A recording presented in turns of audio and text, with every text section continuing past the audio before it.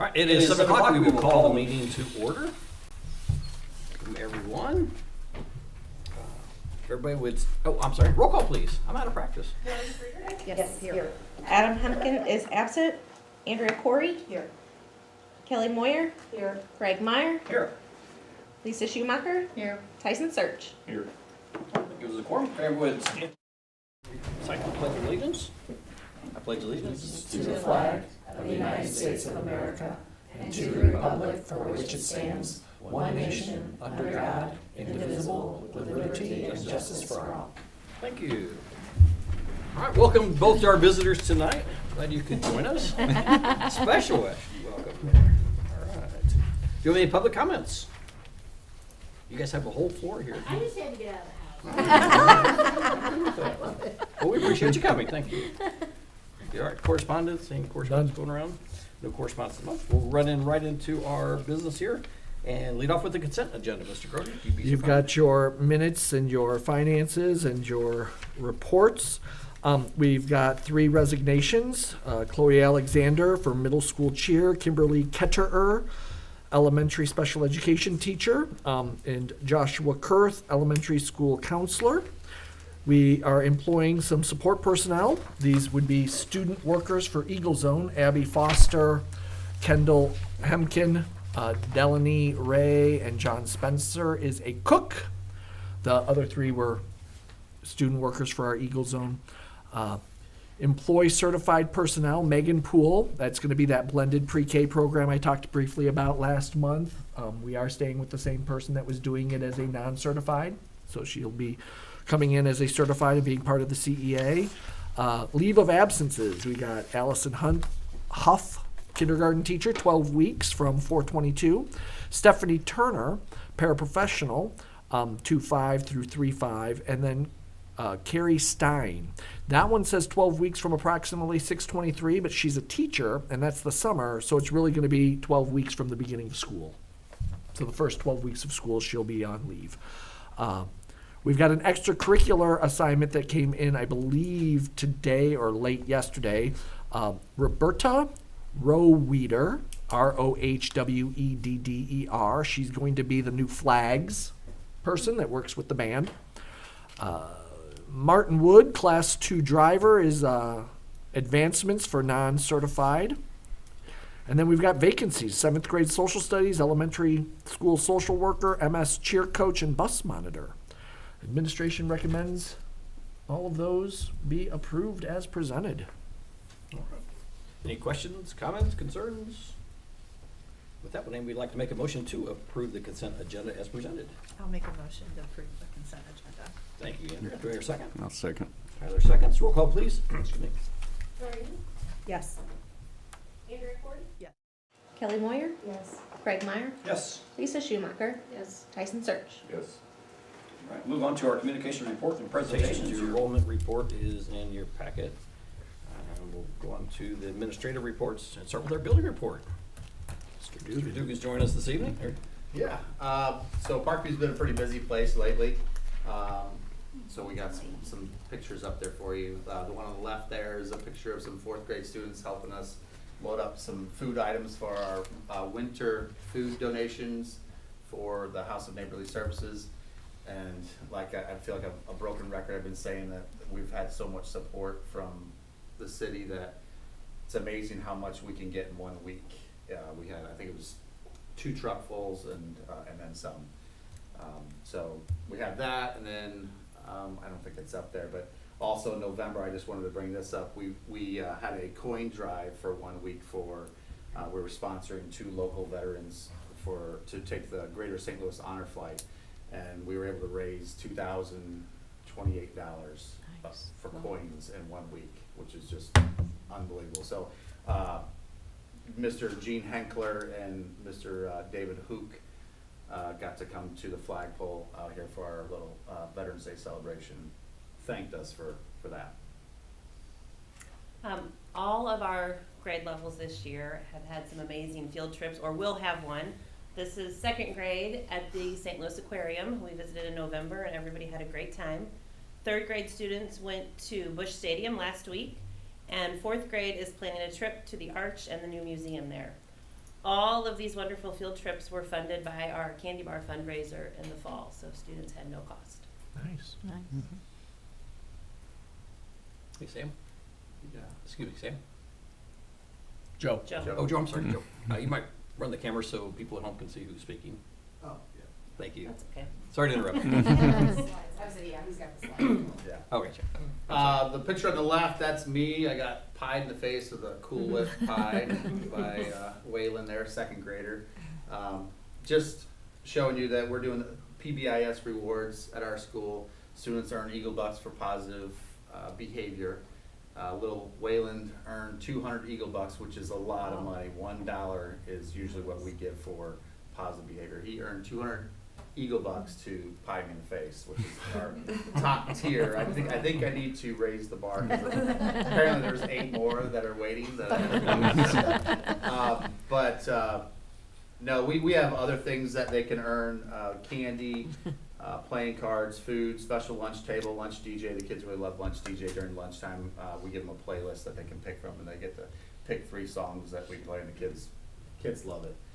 They can choose a PE game, chess or checkers against a staff member, and of course the pie in the face. We also do school-wide goals. We'll have like clean restrooms or lower bus referrals. Right now we're doing voice level in the lunchroom. So when we meet those goals, we do some kind of reward, and that kind of all goes back to the chocolate bar fundraisers that we do. We can take the money that we earn from that, and we've done a Kona ice truck. We'll do a gum day coming up here for the voice level. Yeah. And then we had 116 students participate in the Young Authors Contest just at Parkview. The top 4 books from each grade were selected to attend the Young Authors Conference that's coming up in Chester. And Mr. Dugan has been reading the books to the classes during lunch. We are so proud of every student that wrote a story and was willing to share. Great job. All right, our last picture there is Alex and Mrs. Meyer. Alex is in Mrs. Vollmer's cross-cat room, and every Friday we have coffee crew. And if you watch the Show Me St. Louis, they were kind of the spotlight on there. Her class goes through, they provide coffee and muffins for the staff every Friday, and I think probably some of the district office orders from them as well. They even have little punch cards where if you're a frequent buyer, you just get a punch because you already paid for it. So our students make muffins. I mean, they actually mix the batter, they make the muffins. They color code the coffee cup labels, fill the orders, and they deliver. And that's the best part for all of us, is when they're delivering the goods to us on Friday, so it makes everybody smile. That's it from Parkview. Fantastic, thank you. Nice. Great job. All right, moving on to our assistant superintendent report. So segueing right into, hold on, let me go backwards.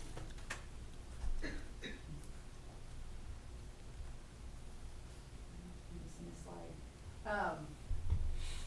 So channel, like Mr. Green was saying yesterday, Channel 5 was here at school, and so our coffee crew got highlighted on Channel 5. The kids looked fantastic, so it was, Mr. Dugan did a great job representing our school, our district, and our community. If you didn't get a chance to see that. But I think the other thing too is I wanted to give a shout out to the teachers, because to throw in a last minute assembly and to have all those kids in the gym waiting to go out of their ordinary schedules is huge, and so that is a testament as well to all the teachers at Parkview and doing something awesome for our kids.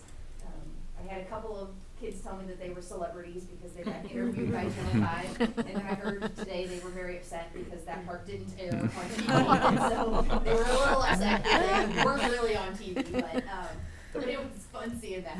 Pep band was also The pep band, amazing. yes. I mean, Mr. Avis Rouse did an amazing job, and our kids loved it.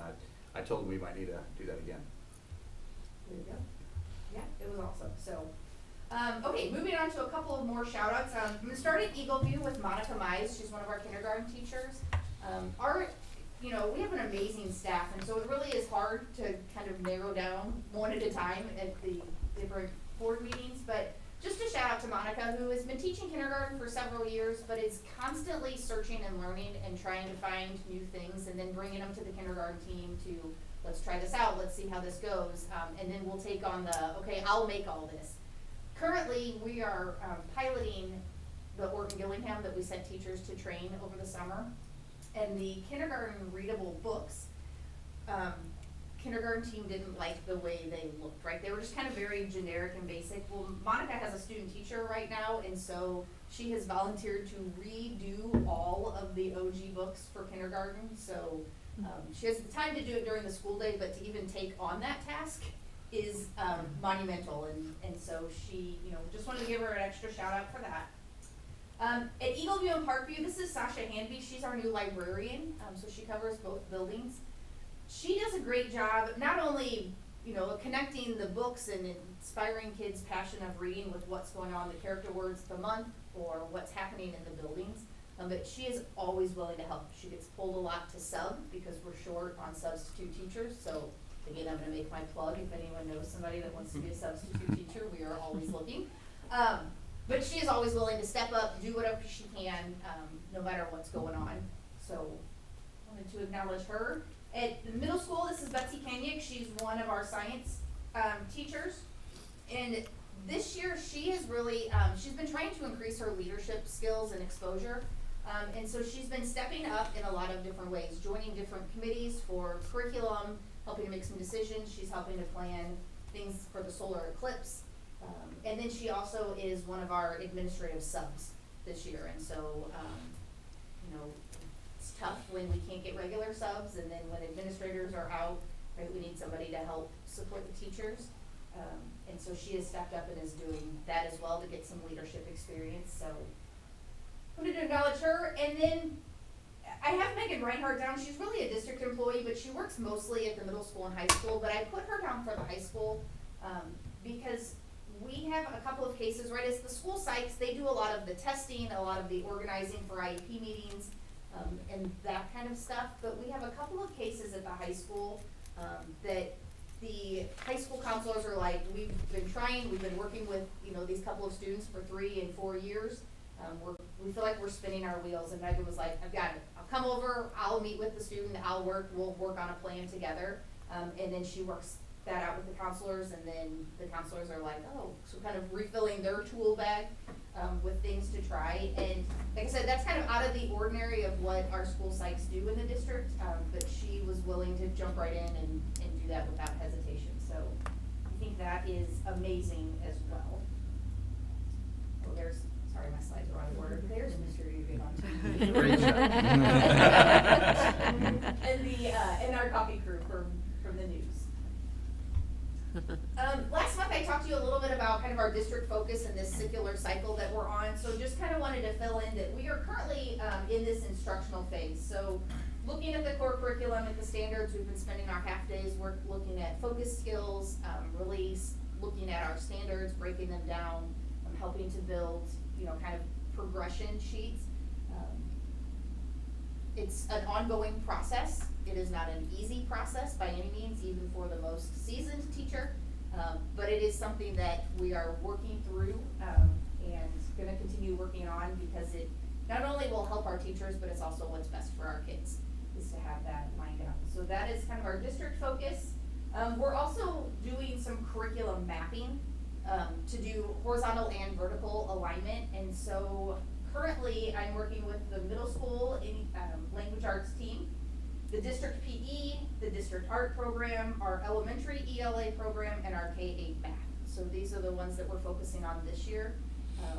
And then our hope and our plan is to have these groups done at the end of this year, and then next year move on to another set of curriculum. And then finally, and I think the most exciting part of my presentation is we were just notified yesterday. So the state of Illinois has the Those That Excel in the Teacher of the Year program. And so this year we were notified that for one of the Those That Excel is Heidi Klein, who's our 8th grade language arts teacher, does a phenomenal job. She says she's retiring after next year. I think everyone's telling her we're not going to let her retire after next year.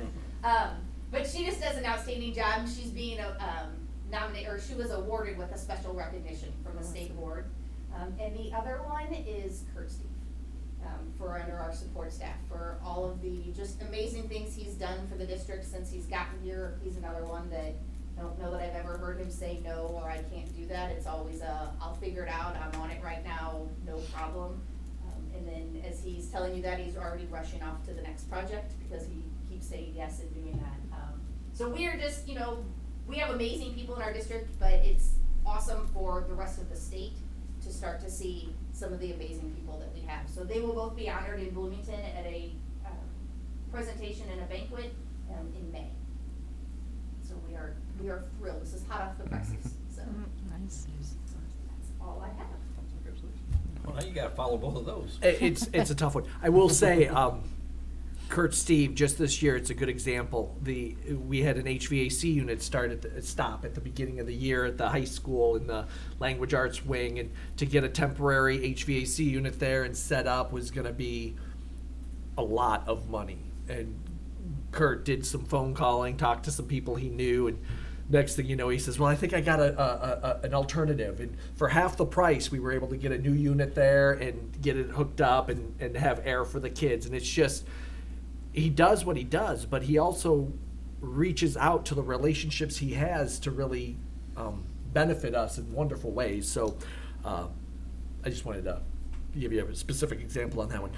For us, for me, I've got a few things.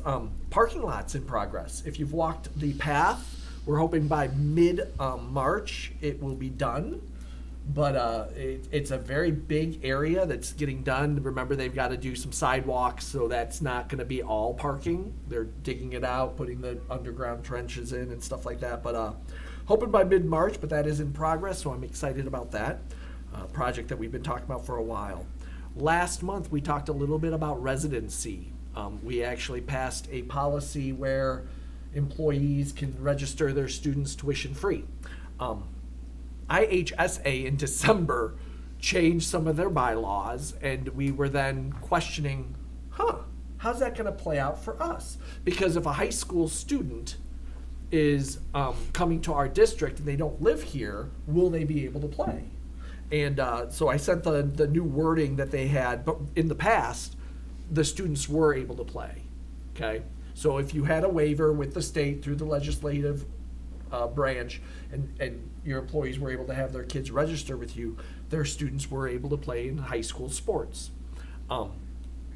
Now that it's no longer through a legislative waiver, but through board policy, IHSA changed the wording of their policy.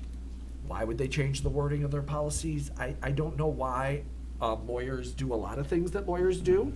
However, I sent it off to Barney Mundorf, and he read it, and it's kind of vague, but he says, no, I believe that this says that they can play. And so we believe that they changed the wording because it's no longer a legislative waiver, but a board policy waiver.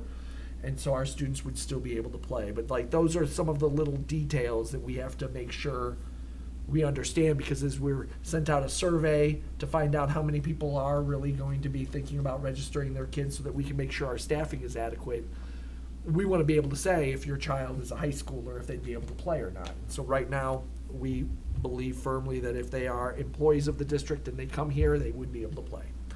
The other one I got news of was kind of interesting. There was a Matilda and Edward Dare, D-O-E-R-R, pronounced Dare. It's a family of this community. I see some board members nodding their head. They set up a memorial scholarship in their name.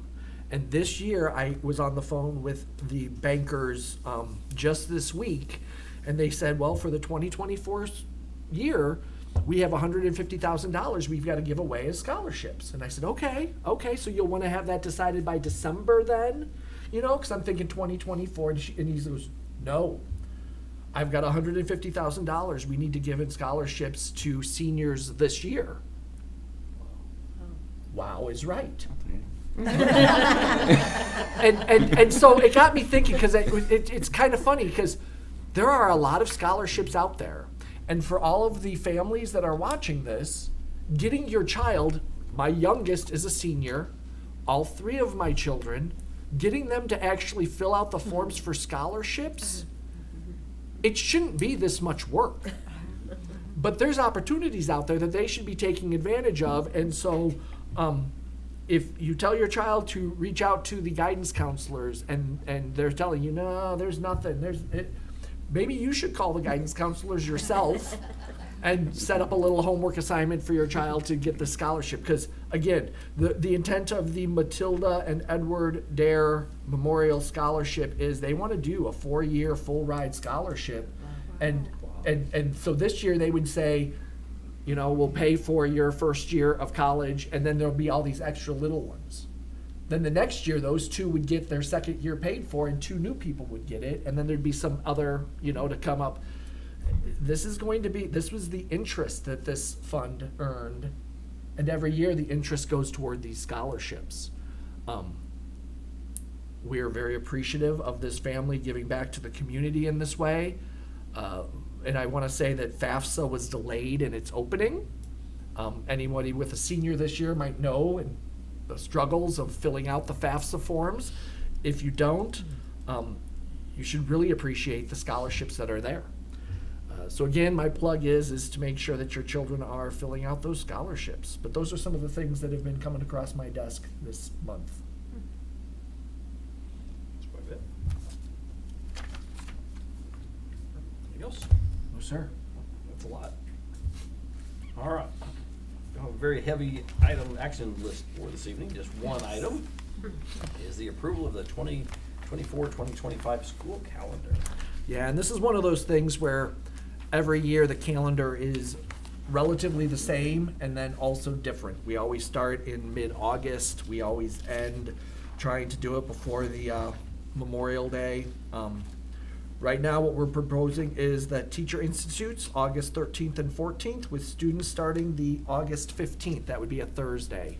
We like to start school on a Thursday because the kindergartners, half of them come on Thursday, half of them come on Friday. That gives them 2 days of coming to school, and then the next week we're live and in progress. First semester would end at 12/20. Christmas, I believe, is a Wednesday this year. So you'll get 2 full weeks of Christmas break. Second semester would start with teachers coming back on Monday, January 6th, and the students coming back on January 7th, Tuesday. The last day of school with no snow would be the 20th. That's a Tuesday. The last day of school with 5 snow days would be 5/28. That is after Memorial Day, much to many people's chagrin. You try to balance the first semester with the second semester and the number of days. Easter is a little bit later this year, or is it? Yeah, it is later this year. So there's just always oddities that happen. The administration recommends, we've met with the association, we've talked about it at various things. We had a first iteration, second iteration, third iteration. We've had some questions, we've made some comments.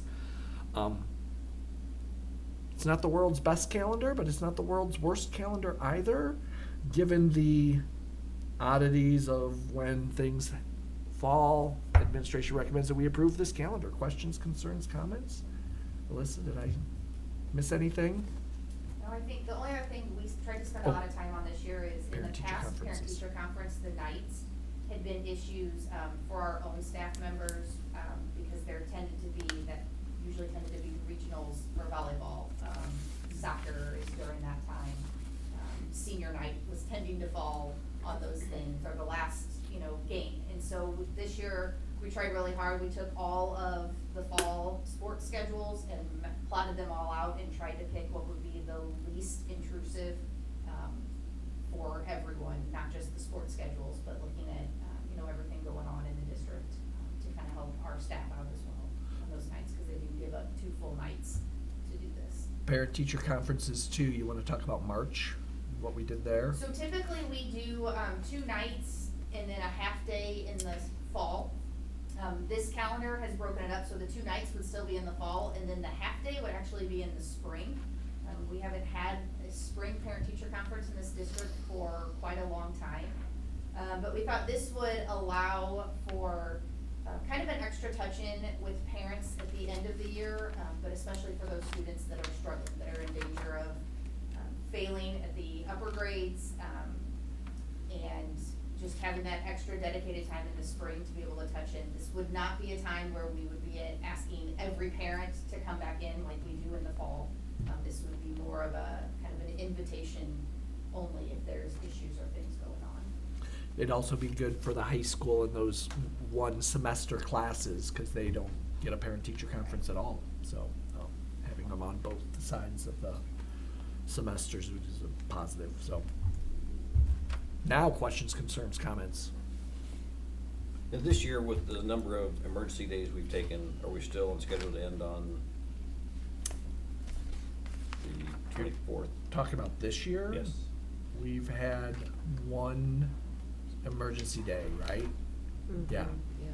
Oh, Yeah, we've only had one emergency day, although there's many people that think that we should have had I do remember that. more, and we have some people that think we should have had less, so, All right, question withdrawn, sorry. no, but the last day would be then one day later, Okay. The 20th. so it'd be the 20th. Perfect. Thank you so much for bringing that up again. Tease. Been a long day. All right. Questions, concerns, comments? Echo Mr. Grody's. Would anybody like to make a motion to approve the 2024-25 calendar? I'll make the motion. Thank you. Do I hear a second? I'll second. Any seconds? Roll call, please. Andrea Corey? Yes. Kelly Moyer? Yes.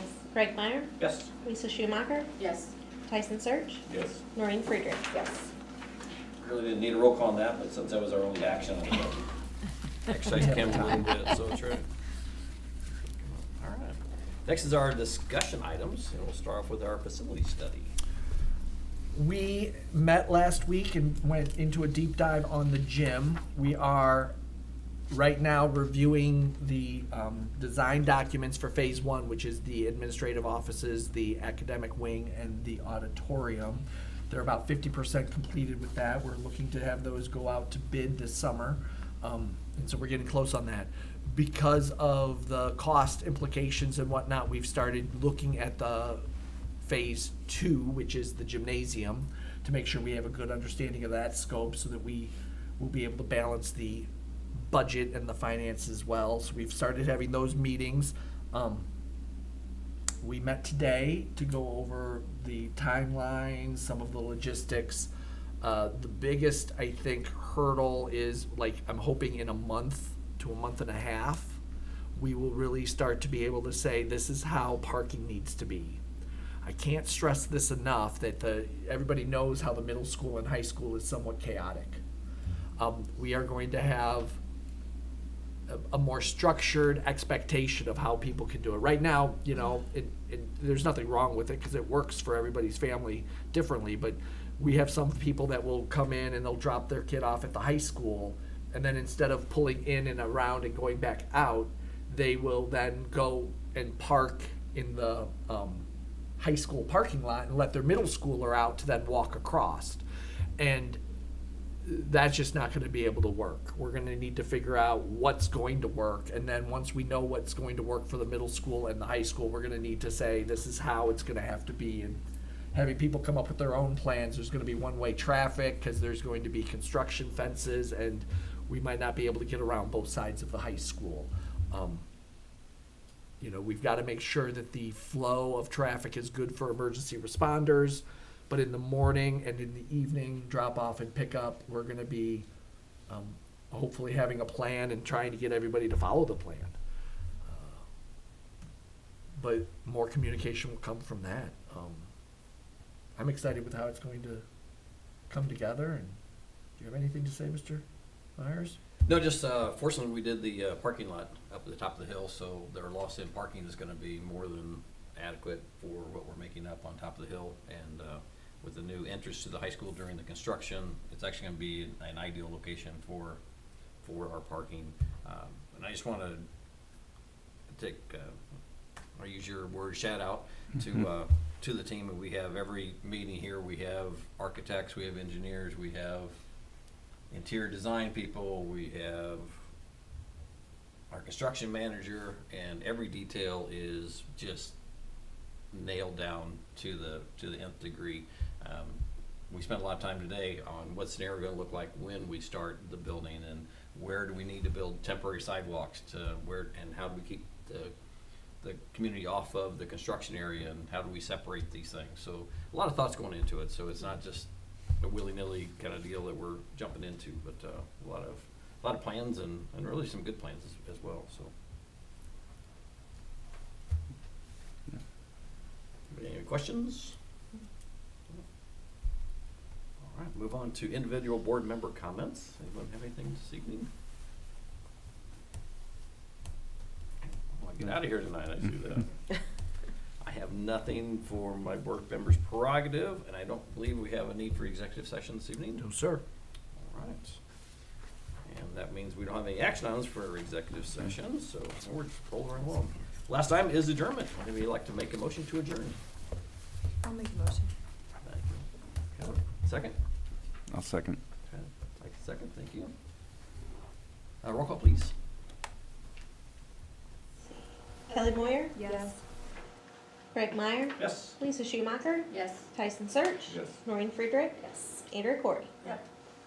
Perfect. That concludes our meeting. Thank you all very much for joining us.